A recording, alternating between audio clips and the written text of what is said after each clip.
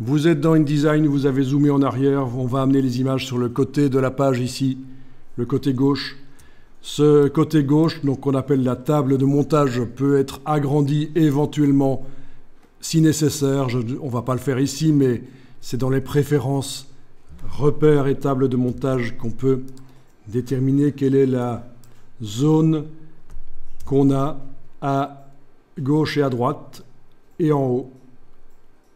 À gauche et à droite, c'est équivalent actuellement à la largeur de la page, format lettre, 215,9 mm.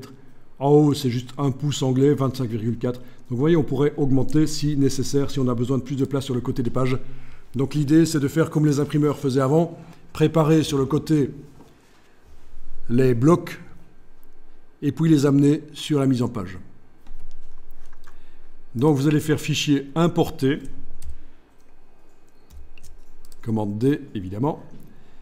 Vous allez dans le dossier d'assemblage et on va activer, clic, majuscule clic, les 4 images qu'on vient de télécharger. Alors, affichage par liste, c'est pas plus mal. Affichage par liste et affichage de la liste par date de modification. Vous avez ça, si vous ne voyez pas de date de modification ici, vous faites un clic droit pour demander de le voir.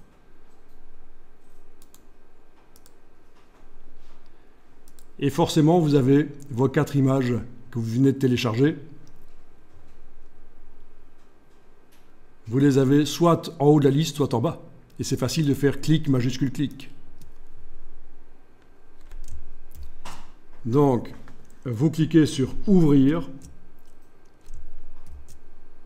Vous avez les 4 images qui sont dans le curseur. Il y a un numéro 4 entre parenthèses qui est là. Vous enfoncez le bouton de la souris, vous le gardez enfoncé. Vous agrandissez. Pendant que vous avez toujours le bouton de la souris enfoncé, vous allez appuyer sur la flèche du clavier qui monte vers le haut. Vous avez créé 2 rangées au lieu d'une. Dans ce cas-ci, on va appuyer maintenant sur la flèche qui va vers la droite sur le clavier. Vous avez créé 2 colonnes. Voilà, vous agrandissez bien ça. Et voilà, je vais recommencer en ayant une vue d'ensemble ici. Donc flèche vers le haut, 2 rangées, flèche vers la droite, 2 colonnes, voilà, et j'ai 4 images. Donc évidemment, si j'avais plus d'images, je créerais plus de rangées et de colonnes. On peut créer uniquement des colonnes ou uniquement des rangées, peu importe.